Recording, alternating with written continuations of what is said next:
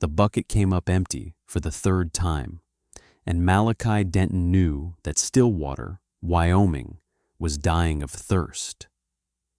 He lowered it again, letting the rope unspool through hands that were already raw from hauling, and felt it strike something solid where water should have been. Ice. The well that had served his family for 7 years, the well that had never failed through drought or flood or the ordinary winters of the high plains, was frozen solid from the surface to its bottom, 32 feet below. He was not alone in his crisis. Across Stillwater, the same scene was playing out at every homestead, every ranch, every business that depended on well water to survive. The freeze of January 1888 had not merely dropped temperatures to levels that cracked wood and killed livestock. It had driven frost into the earth to depths that no one had believed possible, freezing the water table itself, turning the wells that sustained the community into useless holes in the ground. The creek that gave Stillwater its name had frozen solid to the bedrock. The stock ponds that watered the cattle herds had become blocks of ice that animals stood beside and died of thirst. The rain barrels that families kept for emergencies had burst from the expansion of their frozen contents. Every source of water that the people of Stillwater had ever depended upon had failed simultaneously, and the cold showed no sign of breaking. They had perhaps 3 days. 3 days of melting snow over fires that consumed their dwindling fuel supplies. 3 days of rationing water that was never enough for families, for livestock, for the basic necessities of survival. 3 days before the first deaths from dehydration would begin. A cruel irony in a landscape buried under 4 feet of frozen water that no one could drink. But 2 miles east of town, on a homestead that everyone had dismissed as the property of a madman, Elias Shepherd lowered his bucket into a well that went down 200 feet into the Wyoming earth, and the bucket came up full of water that flowed as freely as it had on the warmest day of summer. The water was cold, barely above freezing, but it was liquid, drawn from depths where the earth's own warmth kept the frost at bay, where the temperature remained constant regardless of what happened on the surface. Elias filled a second bucket, then a third, watering his roan gelding Granite and the milk cow that provided for his small household. He had water enough for 100 people, 1,000, however many the well could serve before its aquifer was exhausted. They had called him mad for digging so deep. They had laughed at the man who spent 4 years burrowing into the earth like he was trying to reach China. They had watched him haul bucket after bucket of dirt and rock from a hole that seemed to have no bottom, and they had shaken their heads at the waste of a life spent on a well that was 10 times deeper than any well needed to be. Now their wells were frozen, their livestock were dying, their children were crying for water that did not exist, and Elias Shepherd's foolish hole held the only liquid water for 20 miles. He looked toward Stillwater, toward the town that had mocked him for 4 years and ignored him for another 3, and he began loading barrels onto his wagon.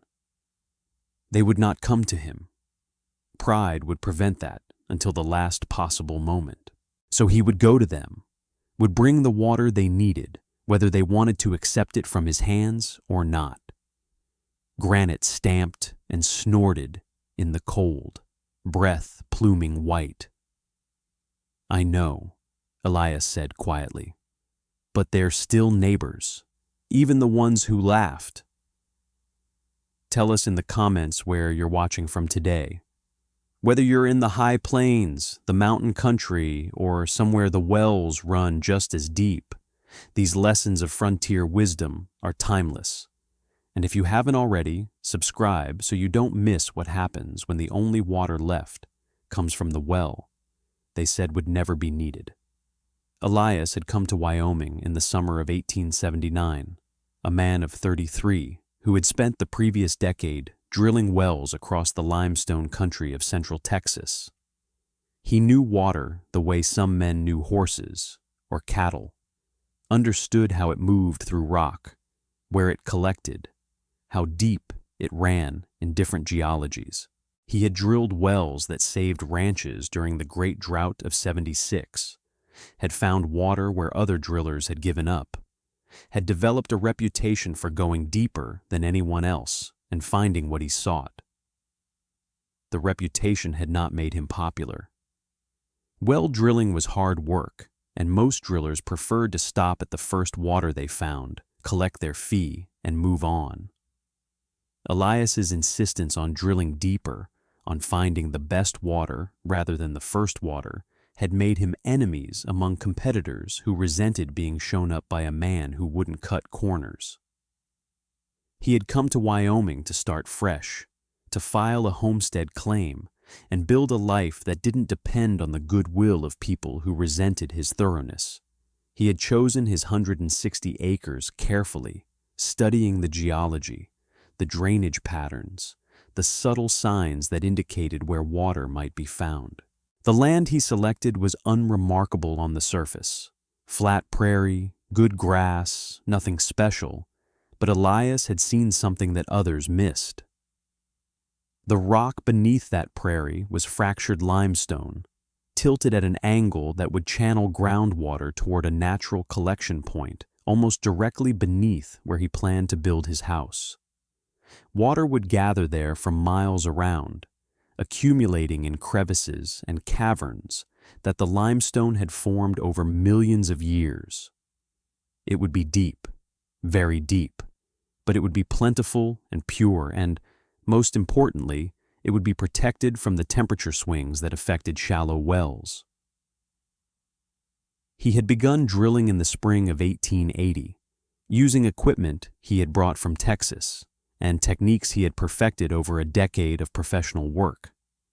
The first 50 feet were easy, loose soil and soft rock that yielded readily to his auger. The next 50 feet were harder, denser rock that required hours of work for every foot of progress.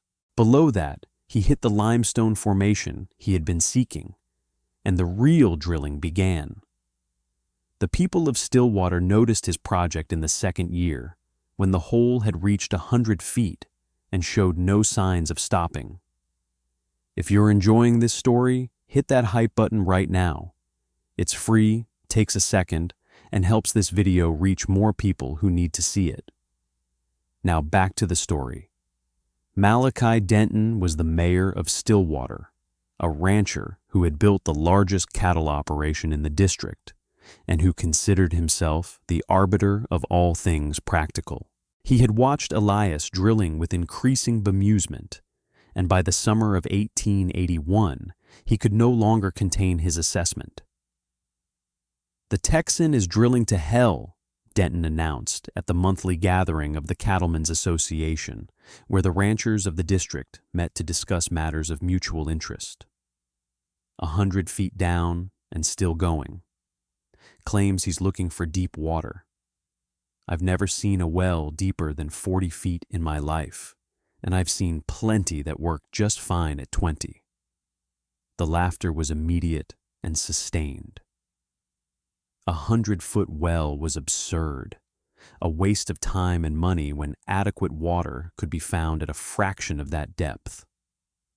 The fact that a supposed professional well driller was pursuing such folly made it all the more amusing. Rufus Hartwell, who ran the general store and served as the town's informal news distributor, coined the nickname that would stick for years. "Elias the Mole," he called him, and the name spread through Stillwater within days. The mole and his bottomless hole. The Texan who was trying to drill to China. The madman who thought deeper was better when every sensible person knew that water was water, regardless of where you found it. Elias heard the mockery and said nothing. He had been mocked before, in Texas, by drillers who stopped at the first trickle and called it a job well done. He had watched those drillers' wells go dry in summer droughts while his deeper wells continued to flow. He knew what he was doing, even if no one else understood it. The drilling continued through 1881 and into 1882. 120 feet, 140, 160. The limestone formation proved exactly as Elias had predicted: fractured, porous, capable of holding vast quantities of water that had filtered down from the surface over centuries. He could feel the moisture in the rock as he drilled, could smell the change in the air that indicated water was near. He struck the main aquifer at 187 feet in the spring of 1883. The water came rushing up the shaft with a force that nearly knocked him off his drilling platform. Cold, clear, pure water that tasted of minerals and stone and the ancient depths from which it had been summoned. He continued drilling another 13 feet, ensuring that his well penetrated deep into the aquifer, that it would have access to the full volume of water that the limestone formation contained. 200 feet, 4 years of work, a well deeper than any in Wyoming territory, deeper than any his critics had ever seen or imagined. The people of Stillwater were unimpressed. 200 feet for water that tastes the same as water from 20 feet, Rufus Hartwell pronounced at his store, where the news of Elias's completion had been received with more amusement than interest. The man spent 4 years doing what any sensible driller could have done in a month. That's not skill. That's stubbornness too stupid to know when to stop, Malachi Denton agreed. Water is water. The Texan may have found some, but so has everyone else, and we didn't need to dig halfway to China to do it. The man's a fool, and his well is a monument to his foolishness. Elias finished his homestead, a modest house, a barn for granite and the milk cow, fields that he planted with wheat and corn. He lived quietly, kept to himself, traded at Rufus Hartwell's store without responding to the jibes and jokes that greeted every visit. The well served his needs perfectly. Water that never varied in temperature or quality, that flowed abundantly regardless of surface conditions, that required only a bucket and rope to access. The years passed. The shallow wells of Stillwater performed adequately through ordinary seasons. Adequate water for adequate needs. Nothing remarkable, nothing special. The deep well on Elias's property became a local curiosity, a story told to visitors about the Texan who had spent 4 years drilling for water he could have found in a month. No one understood what Elias understood, that shallow wells were vulnerable in ways that deep wells were not. That surface conditions, drought, flood, contamination, and most relevantly, extreme cold, could render a shallow well useless while a deep well continued to function. That the extra 160 feet of earth between his water and the surface was not wasted effort, but insurance against disasters that had not yet come. If Wild West Retribution has become part of your week, consider joining the channel membership. Just a couple dollars a month keeps these stories coming. Links below, and hit that hype button if you haven't already. Now, back to the story. The winter of 1887 to 88 began with warnings that most people ignored. The Farmer's Almanac predicted unusual severity. The old-timers noted that the woolly caterpillars were darker than usual, that the squirrels were gathering with unusual urgency, that the geese had flown south weeks earlier than normal. The signs pointed toward a hard winter, but hard winters were common in Wyoming, and the people of Stillwater believed themselves prepared. They were not prepared for what came in January. The cold descended on the territory like a living thing, a mass of Arctic air that had broken free from its usual containment and plunged south with temperatures that belonged to the polar regions, not the high plains of Wyoming. The temperature dropped from a mild 15 above zero to 30 below in less than 6 hours, then continued falling through the night until it reached 55 below by dawn. Cold so profound that it changed the rules of survival. Frost penetrated the earth with unprecedented depth. Normally, the frost line in Wyoming reached perhaps 3 or 4 feet below the surface, deep enough to freeze shallow roots, to burst pipes that were inadequately buried, but not deep enough to affect the water table. In the cold of January 1888, the frost line reached 15 feet, then 20, then deeper still as the cold persisted day after day without relief. The shallow wells began to fail on the second day. Buckets that had drawn water for years now struck ice. Solid ice that extended from the surface down to the bottom of shafts that had never frozen before. The homesteaders tried everything, pouring hot water down the shafts, building fires over the well openings, hacking at the ice with picks and bars. But the cold was relentless, refreezing anything that melted, extending its grip deeper with every passing hour. By the 4th day, every well in Stillwater was frozen. Every stock pond, every creek, every source of water that the community depended upon had become inaccessible. The cattle that ranchers had invested their life savings in were dying of thirst within sight of water they could not drink.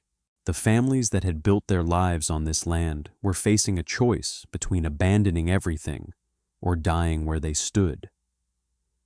Elias had watched the crisis develop from his homestead 2 miles east of town. His well, reaching 200 feet into the earth, accessed water that was far below any frost line, water that remained at a constant 45 degrees regardless of surface conditions.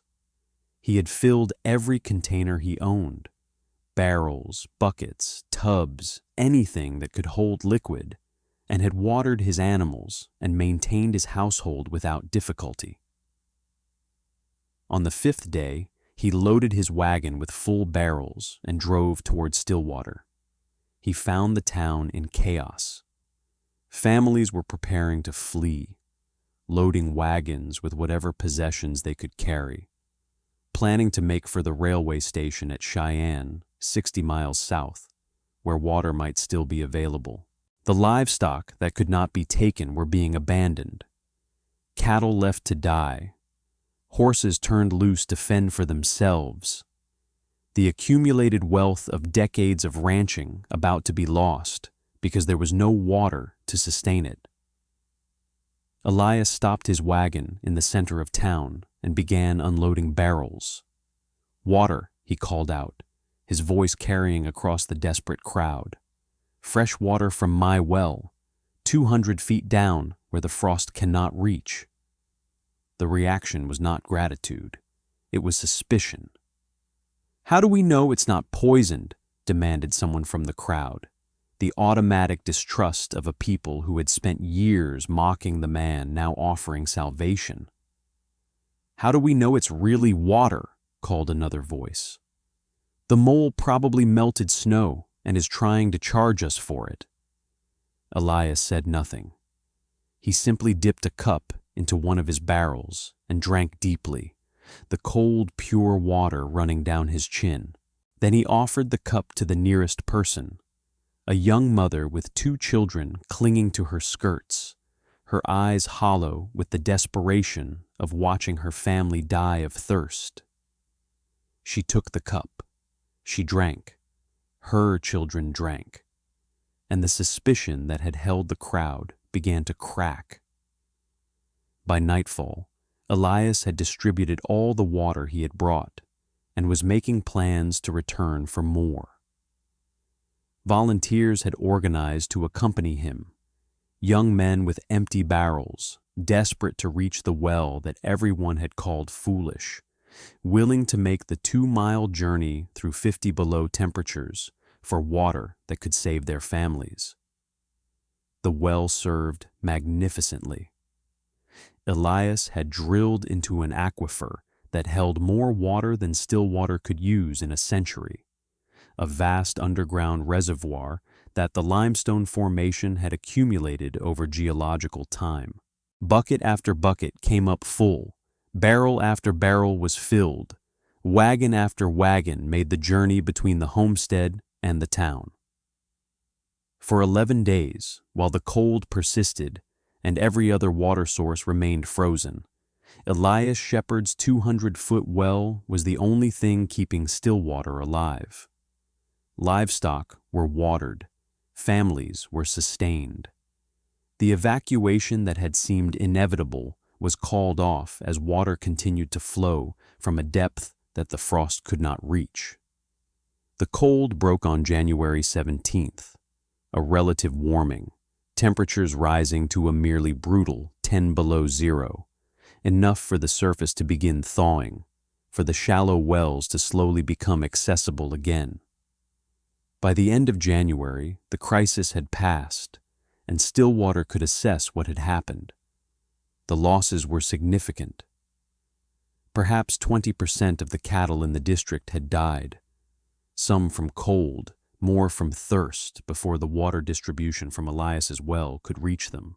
Several homesteads had been abandoned by families who had fled before learning that water was available. One elderly man had died, old Silas Brennan, who had refused to accept water from the mole and had tried to survive on melted snow until his body simply gave out. But Stillwater still existed. The town that should have become a ghost town, that should have been abandoned when every water source failed, had survived because one man had spent 4 years drilling a well that everyone said was foolish. The gathering came in February, held in the town hall that had been heated with wood hauled from the nearest forest 30 miles away. The survivors of Stillwater assembled to acknowledge what had happened, to reckon with their mockery, to honor the man who had saved them, and to learn from a disaster that should never have been possible. Malachi Denton spoke first. The mayor and largest rancher in the district, the man who had led the laughter at Elias's deep well, stood before his community with the weight of his mistakes visible in every line of his face. 7 years ago, I watched Elias Shepard drill a well 200 feet deep, and I called it the most foolish thing I had ever seen. I said water was water, that depth didn't matter, that any sensible man could find adequate water at 20 or 30 feet. He paused, his voice cracking. I lost 40% of my herd this winter, 40% of everything I had built, dead from thirst, while the ice in my 30-foot well mocked me. I would have lost everything, my ranch, my family, my life, if Elias Shepard had not brought water from the well I spent 7 years laughing at. Rufus Hartwell spoke next. The storekeeper who had coined Elias the Mole, who had spread the mockery through every transaction at his counter, could barely meet the eyes of those assembled. I thought I was clever, Rufus confessed. I thought the jokes were harmless, the mole and his bottomless hole, the Texan who was drilling to China. I said those things because I didn't understand what he was doing, and I was too proud to admit my ignorance. He looked at Elias, who stood at the edge of the gathering, as he had always stood at the edge of everything, apart, quiet, watching. Mr. Shepard, I don't know how to apologize for 7 years of ridicule. I don't know how to make up for leading this town in laughing at the man who would save us. I only know that I was wrong, and you were right. And my family is alive because you were willing to share your water with people who didn't deserve it. Others spoke. The ranchers whose cattle had been saved by water hauled from the deep well. The mothers whose children had been kept alive by the distribution that Elias had organized. The young men who had made the journey to his homestead and seen for themselves the miracle of water flowing when every other source had failed. When the testimonies were complete, Elias walked to the center of the gathering. He was not a man who sought attention, not comfortable with public speaking, but he understood that some things needed to be said. In Texas, he began, I learned to drill deep. I learned that shallow water is fragile. It dries up in drought. It freezes in extreme cold. It can be contaminated by anything that seeps down from the surface. Deep water is protected. Deep water is stable. Deep water is there when you need it, regardless of what happens above. He looked around at faces that had laughed at him, dismissed him, called him a mole burrowing pointlessly into the earth. I tried to tell you. I tried to explain why I was drilling so deep. But explanation requires listening, and no one wanted to listen to a Texan who did things differently than they had always been done. He gestured toward the east, toward his homestead, and the well that had saved the town. The well is still there. It will always be there. And the next time the frost comes deep, or the drought lasts too long, or anything else threatens the shallow water you depend upon, that well will still be flowing. I will share it with anyone who needs it, as I shared it this winter, because water is life, and life should not be hoarded. He paused. But I ask you to learn from this. Dig your own deep wells. Not 200 feet. That took 4 years I wouldn't wish on anyone. But deeper than you have. 60 feet. 80 feet. Deep enough that the frost cannot reach, that the drought cannot drain, that the surface world cannot touch what lies beneath. He looked at Malachi Denton. You said water is water. You were wrong. Water from 20 feet is vulnerable. Water from 200 feet is safe. That difference, that 180 feet of earth between your water and the world, is the difference between survival and death. I hope you never have to learn that lesson again. Thank you for watching this story about Elias Shepherd and the deep well of Stillwater. When we mock what we do not understand, we sometimes lose the wisdom that might save us. If this story reminded you that depth of preparation matters as much as any other kind of depth, please share it with someone who needs to hear it. Subscribe to Wild West Retribution for more stories of frontier resilience and quiet vindication. Tell us in the comments, has anyone ever called your thoroughness excessive until the day that thoroughness saved them? That summer, 12 new wells were drilled in the Stillwater district, all of them deeper than any well that had existed before. Elias supervised each drilling, sharing the techniques he had learned in Texas, adapting his methods to Wyoming's geology. None went as deep as his original well. The aquifer could be reached at varying depths depending on location, but all of them went below the frost line that had nearly killed the community.